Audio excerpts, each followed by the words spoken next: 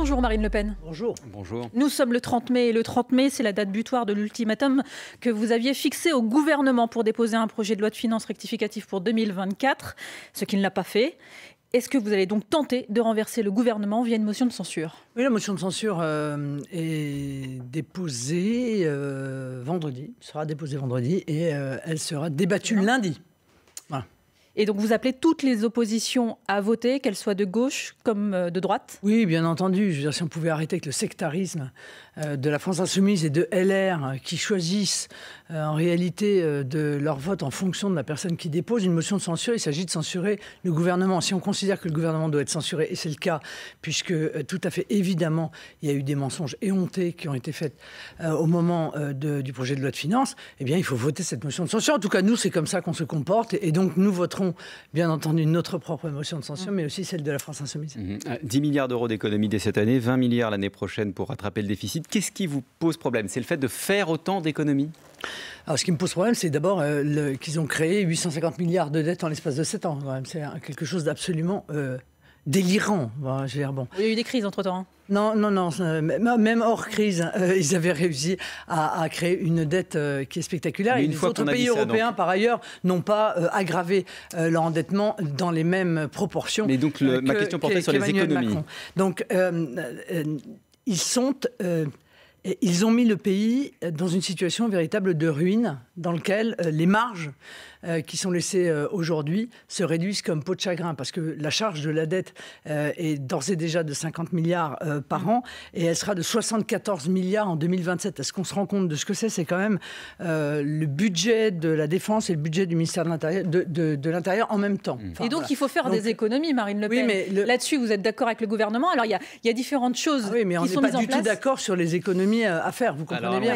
Alors, nous taper en permanence sur les Français, taper sur les salariés, taper sur les employés, taper sur les ouvriers, ce qui est aujourd'hui devenu l'exercice préféré du gouvernement, ça n'est pas admissible. Alors justement, prenons un exemple, celui de la réforme de l'assurance chômage. Un décret est prévu pour le 1er juillet pour faire des économies dans les faits et rebooster l'activité selon le gouvernement. Presque 4 milliards d'économies pour l'assurance chômage une fois la réforme passée. C'est une bonne opération? Mais non, mais c'est insupportable. C'est un impôt déguisé en réalité. Je suis désolé, mais c'est un impôt déguisé. C'est-à-dire que à partir du moment où le chômage commence d'ailleurs à remonter, que le nombre d'emplois disponibles baisse et que l'on fait cette purge, parce que c'est une purge, c'est un système assurantiel. Or, on sort du système assurantiel pour en réalité mettre en place un impôt supplémentaire. Donc, et le gouvernement dit qu'il veut rebooster l'activité en passant par cette réforme. Mais non, mais ça ne fonctionne pas. Ils ont déjà défendu cet argument. Ils ont fait 2 réformes de l'assurance chômage sur la base de ce même argument. Or, on voit bien que ça n'a eu aucune influence sur le nombre de chômeurs. Aucune. Il s'agit juste de récupérer 4 milliards sur un système qui est un système excédentaire, ce qui d'ailleurs est une bonne nouvelle. Et comme il est excédentaire, eh bien, ils vont pomper cet argent en rompant le contrat de confiance en réalité. Parce que normalement, quand il y a un excédent, ça devrait entraîner une baisse des cotisations. C'est ça un système assurantiel. Or là, non seulement il n'y a pas de baisse des cotisations, mais de surcroît, ils vont voler en quelque sorte l'excédent en mettant en place des mesures qui contractent considérablement l'indemnisation du chômage. Le pire étant pour les seniors. Les seniors, je veux dire, ils vont se faire il y a un décalage de taper 2 ans, extrêmement violemment par ces mesures. Ça veut dire qu'en réalité, on va avoir une cohorte de cinquantenaires au RSA sur le marché. Marine Le Pen, vous nous avez dit que vous vouliez défendre les travailleurs, les demandeurs d'emploi. Qu'est-ce que vous répondez à ceux qui se demandent pourquoi vous avez voté contre la hausse du SMIC, contre l'indexation des salaires sur l'inflation ou encore contre la hausse de la rémunération des fonctionnaires? C'est argument de la France Insoumise. C'est pas c'est la France Insoumise qui... Non, mais parce qu'à un moment donné, il faut dire les Qu'est-ce que vous répondez alors? Je vais dire pourquoi. Parce que nous avons une autre proposition. L'augmentation du SMIC, c'est une augmentation qui est imposée à l'ensemble des entreprises, de manière péremptoire en quelque sorte. Il y a énormément d'entreprises qui ne peuvent pas supporter, des PME, des TPE, une augmentation du SMIC avec évidemment l'augmentation des charges afférentes. Ils n'en ont pas les moyens et ça entraînerait des défaillances d'entreprises supplémentaires, alors que les défaillances d'entreprises ont déjà augmenté de près de 50% en 2022 et de 36% en 2023. Peut-être arrêter quand même la purge de nos entreprises françaises. Nous, ce que nous proposons, c'est un contrat gagnant-gagnant aux entreprises. Si vous le pouvez, on vous propose d'augmenter tous les salaires de 10% jusqu'à 3,5 fois le SMIC, ce qui inclut les classes moyennes d'ailleurs, et évite la trappe à pauvreté et la smicardisation dont parlait le gouvernement. Et en contrepartie, eh bien, on gèle pendant 5 ans la hausse des charges afférentes. Mais là, on va vous dire que c'est encore des cadeaux aux entreprises. C'est ce qu'on vous répond. Non, là, on vous demande pourquoi vous ne positionnez pas la baisse de charges. Non, ce n'est pas une baisse de charges. Le gel. Oui, d'accord, mais c'est un gel, ça veut dire qu'en réalité... Le gel, du coup, c'est moins de recettes dans les caisses de l'État. Pardon. Oui. On renonce, en réalité, pendant un temps de 5 ans à une recette, mais on ne crée pas une dépense supplémentaire. Non, mais c'est important, pourquoi? Parce que quel est l'objectif? C'est d'augmenter les salaires. Et ce n'est pas un cadeau d'augmenter les salaires, d'ailleurs. C'est une nécessité absolue parce que les salaires en France sont beaucoup trop bas. Et donc c'est pareil pour la hausse de la rémunération des fonctionnaires auxquels vous vous êtes opposé? Mais d'ailleurs, on ne s'est pas opposé parce que, pour le coup, sur le dégel du point d'indice, nous étions d'accord. Donc, nous, on essaie d'être juste. Mais on fait aussi avec la situation absolument épouvantable qui est la conséquence de la politique d'Emmanuel Macron, qui était censé, je le rappelle, être un Mozart de la finance, et qui en réalité a des chiffres qui sont les pires chiffres historiquement de notre pays, en matière de déficit du commerce extérieur, en matière de niveau des impôts, en matière d'endettement, en matière... On a rappelé vos positions par rapport aux différentes du travail, augmentations de salaire. Et j'en passe et des meilleurs. Marine Le Pen, on a rappelé vos différentes positions par rapport aux augmentations de salaire, à l'indexation des salaires sur l'inflation. Au niveau européen aussi, c'est intéressant de voir ce que vous votez. Jordan Bardella est le seul parmi les candidats actuels à s'être opposé à la directive visant à rendre les salaires minimaux plus adéquats, plus décents en Europe. Pourquoi? Parce que le texte, en fait, il permettait d'avoir de meilleures conditions de travail, il permettait à tous les travailleurs européens de vivre de manière plus décente. Le SMIC européen est une escroquerie. Voilà. Disons les choses clairement. Le SMIC européen est une escroquerie. Même si on met un SMIC, il sera évidemment individualisé en fonction de chacun des pays. Ça veut dire qu'il sera 2 à 3 fois inférieur dans un certain nombre de pays par rapport au SMIC français, et que donc la concurrence qui est créée par ces pays, notamment par l'intermédiaire du travail détaché, n'est absolument pas réglée. Moi, ce que je ne supporte pas, c'est le mensonge. Ils ont dit, on va faire un SMIC européen, ça va régler le problème de la concurrence, notamment au travers du travail détaché. C'est faux. Non, là, c'est d'évaluer un niveau de vie. C'est faux. Donc c'est bien.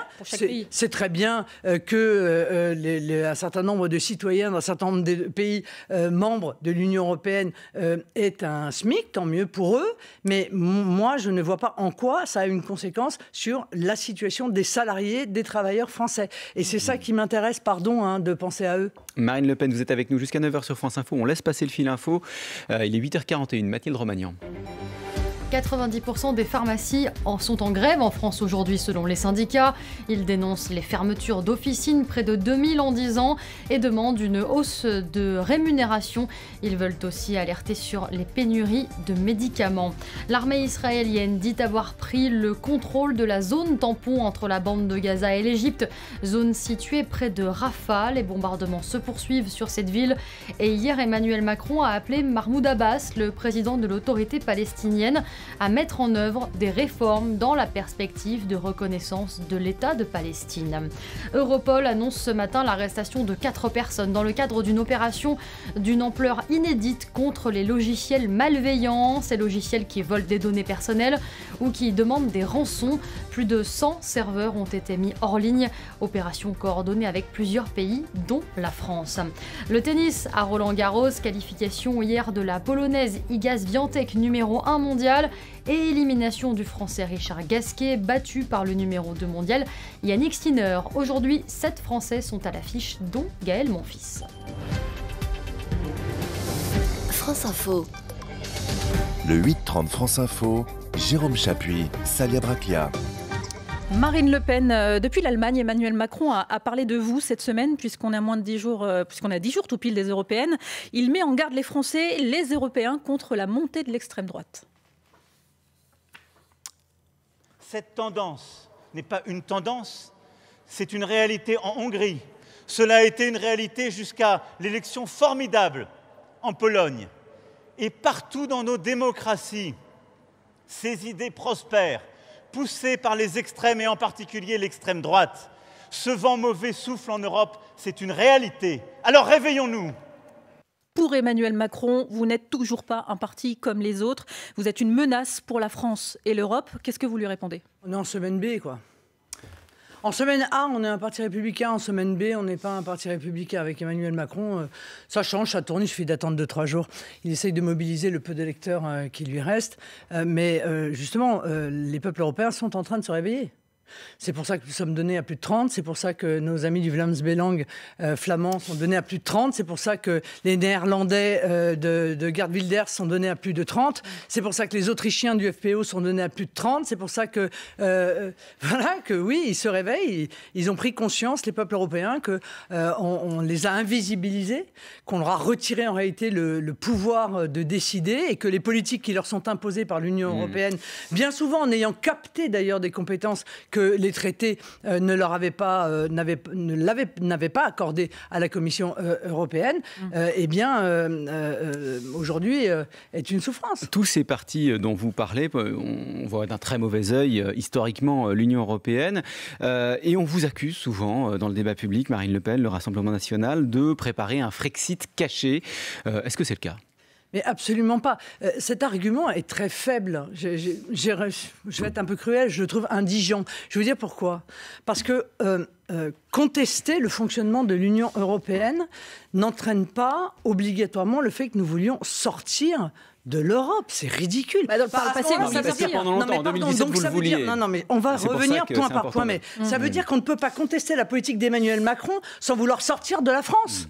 Mais enfin, je veux dire, c'est une contestation du processus démocratique de base. Non, mais si on vous pose la question, encore une fois, c'est parce que, historiquement, le Rassemblement national a contesté l'appartenance... Nous avons parfaitement le droit de contester le fonctionnement de l'Union européenne, de vouloir en changer les règles, de vouloir peser pour que les politiques toxiques s'arrêtent, pour réorienter l'Union européenne, sans vouloir en sortir. Sortir, par exemple, du marché européen de l'électricité, ça peut se faire sans sortir de l'Union européenne. Vous savez très bien que nous souhaitons sortir de la tarification imposée par le marché européen de l'électricité. On va continuer à vendre de l'électricité, mais nous vendrons de l'électricité aux Français au prix de production français et pas à un prix qui est fixé de manière un peu soviétique, faut bien le dire.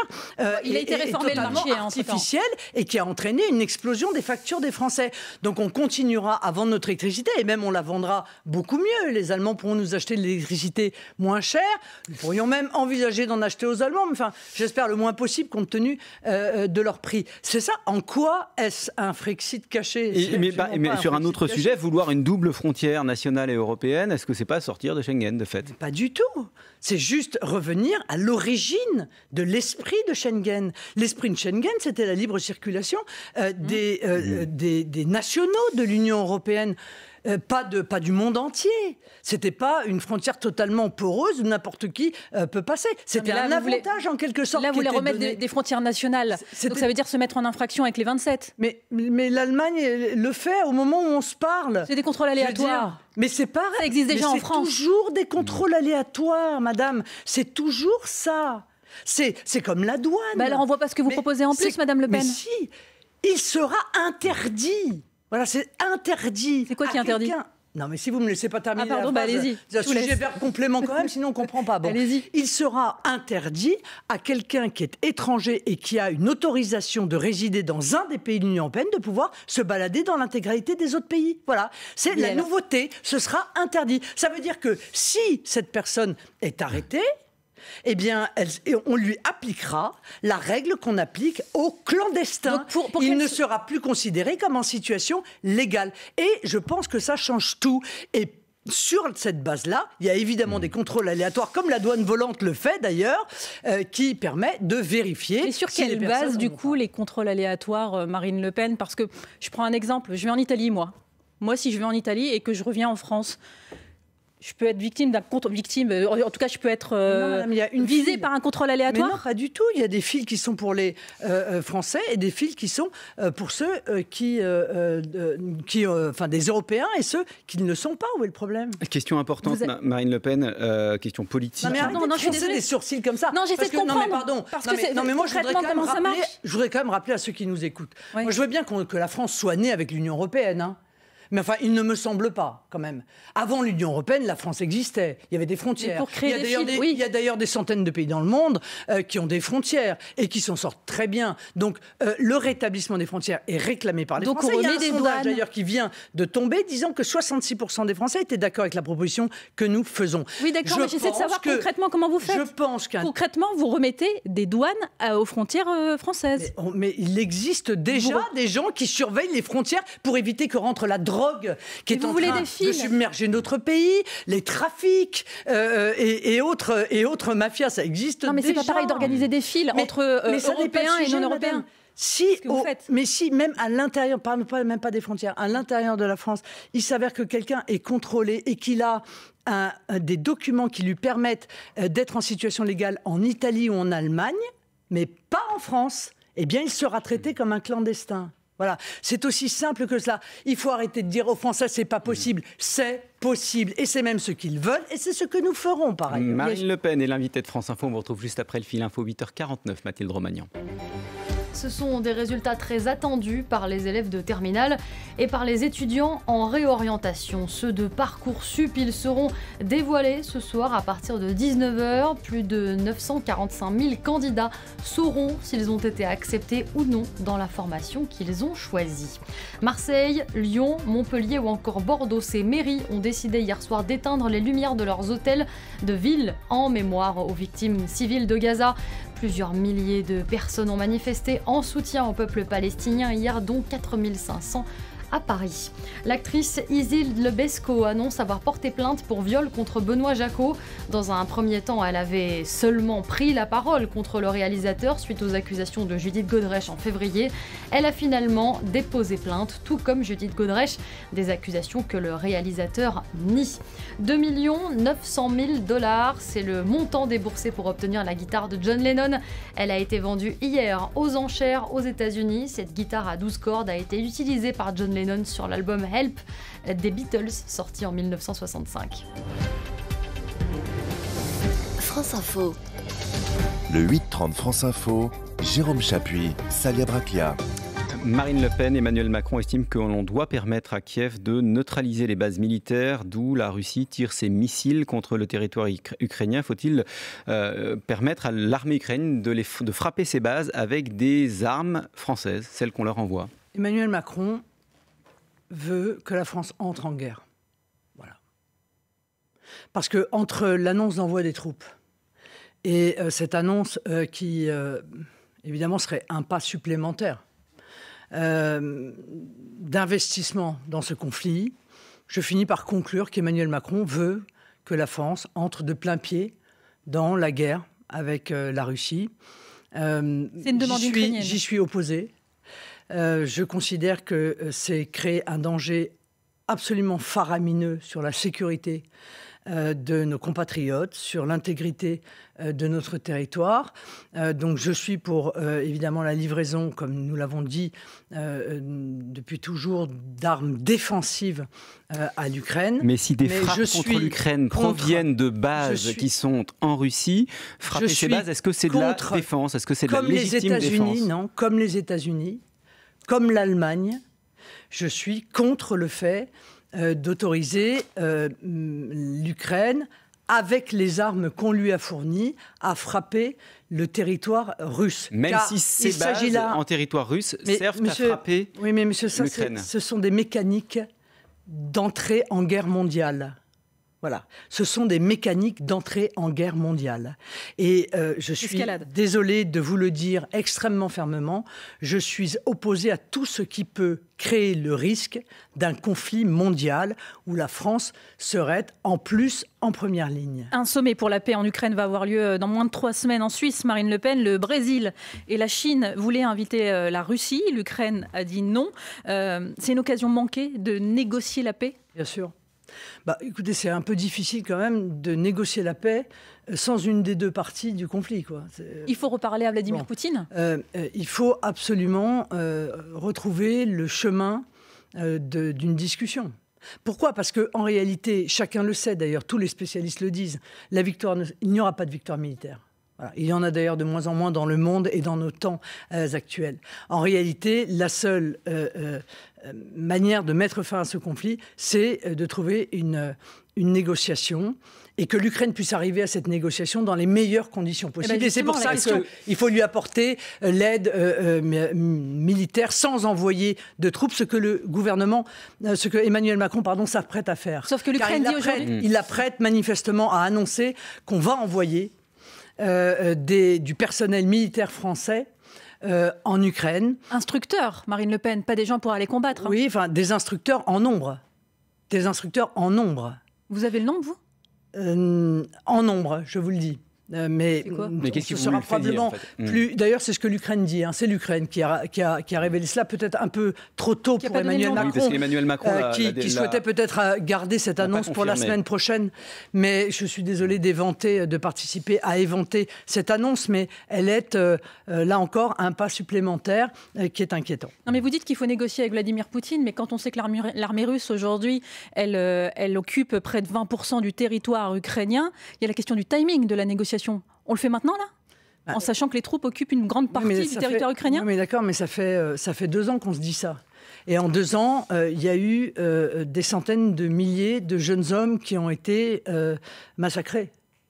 Donc je veux dire, c'est ça la vraie question. Est-ce qu'on aurait pu faire ça il y a 1 an ? Est-ce qu'on aurait pu faire ça il y a 2 ans ? D'ailleurs, Emmanuel Macron a essayé de le faire pour le coup il y a 2 ans et je l'ai soutenu dans cette démarche-là. Mais je veux dire, ce qui se déroule là-bas est une boucherie. Donc est-ce que on constate que la victoire ne sera pas militaire et qu'il faut rendre la guerre improbable ? Comme on dit dans le langage militaire, ou est-ce qu'on continue en fait dans une forme de guerre de 100 ans où des jeunes hommes tous les jours il faudra accepter que l'Ukraine perde une partie de son territoire. Mais ça n'est pas à moi de décider cela, madame. C'est à l'Ukraine dans sa négociation avec la Russie. Personne d'autre ne peut décider que les 2 protagonistes. Mais un certain nombre de pays peuvent tenter, encore une fois, de rapprocher les positions et la France ne le fait plus. C'est dommage parce que du coup, d'autres pays le font à notre place. Et je trouve que nous ne sommes pas à la place que l'histoire nous a accordée du coup. Marine Le Pen, nous sommes à 10 jours des élections européennes. Le Premier ministre hongrois mise sur vous manifestement. Viktor Orban dit ceci dans un entretien au Point qui paraît aujourd'hui. L'avenir du camp souverainiste en Europe comme de la droite en général repose entre les mains de 2 femmes, Giorgia Meloni et Marine Le Pen. Et il souhaite que vous travailliez à une union après les élections européennes. Est-ce que vous y travaillez déjà actuellement ? Ça devrait réjouir les féministes. Là. Les féministes vont finir par voter pour moi, en fait. C'est ironique. Oui, on a bien senti l'ironie. Après, ce qui vous évite pour le moment de répondre à cette question, est-ce que vous travaillez en ce moment avec Giorgia Meloni à un groupe commun au Parlement européen ? Non, mais je ne travaille pas aujourd'hui avec Giorgia Meloni, mais je pense que de plus en plus, des mouvements politiques qui sont des mouvements souverainistes en Europe se disent que, compte tenu de la vague qui nous porte, il faut qu'on puisse parler ensemble et effectivement, peut-être à terme, essayer de construire un grand groupe qui pourrait être le 2e du Parlement européen et donc changer totalement en réalité les équilibres qui sont ceux aujourd'hui du Parlement européen. Donc bien sûr que c'est un objectif. Ce qu'on veut, c'est peser au maximum sur les décisions qui sont prises et il s'avère que dans beaucoup de pays d'Europe, les peuples ont décidé de confier à ceux qui défendent la nation, à ceux qui défendent plus de pouvoir à la nation et peut-être moins de pouvoir à l'Union européenne, le soin de s'en occuper. Et il n'y a pas une contradiction à faire travailler ensemble des partis souverainistes qui, par définition, défendent de manière très ferme les intérêts nationaux au sein de l'Union européenne qu'ils combattent? Ben non, je ne le crois pas. C'est-à-dire que vous êtes... Alors, je vais prendre votre phrase à l'inverse. Ça veut dire que vous considérez donc que l'Union européenne vise à supprimer la défense de tout intérêt national. C'est intéressant d'ailleurs. Non, c'est de la coopération. Ah ben voilà, c'est de la coopération. Donc en fait, la coopération, c'est quoi? C'est qu'on essaye de trouver les voies qui soit avantagent tout le monde, soit ne désavantagent pas de manière trop massive un des pays, parce que à ce moment-là, il aurait le droit de dire non. Mais dans le projet européen, il y avait l'idée d'une union toujours plus étroite. C'est pour ça que je vous pose la question. C'est inscrit dans l'histoire du projet européen. C'est pour ça que je vous pose la question. C'est d'ailleurs le problème, c'est que l'Union européenne s'est engagée dans une voie où ils sont en train de construire un État supranational qui, en réalité, vide les nations de leur pouvoir. Mais si les nations sont vidées de leur pouvoir, ça veut dire que les peuples sont vidés de leur pouvoir. C'est-à-dire que les peuples sont vidés de leur liberté à choisir pour eux-mêmes. Et ça, je crois que c'est extrêmement néfaste. Donc les nations reviennent, bonne nouvelle, et le rééquilibrage va se faire, j'en suis convaincue. Marine Le Pen, une dernière question sur une personne qui vous est proche. Elle s'appelle Marion Maréchal. Est-ce qu'elle peut revenir au Rassemblement national si elle perd les élections européennes? Moi, je ne fais pas de politique fiction. Je crois qu'elle ne souhaite pas revenir au Rassemblement national. Donc, par conséquent, je ne vais pas répondre à une hypothèse qui ne se pose pas. Pour l'instant, mais elle serait la bienvenue si c'était le cas. Pour l'instant, elle est tête de liste. Je sais que cette petite musique est diffusée en interne par des gens qui cherchent, en interne de son mouvement, par des gens qui cherchent à la gêner.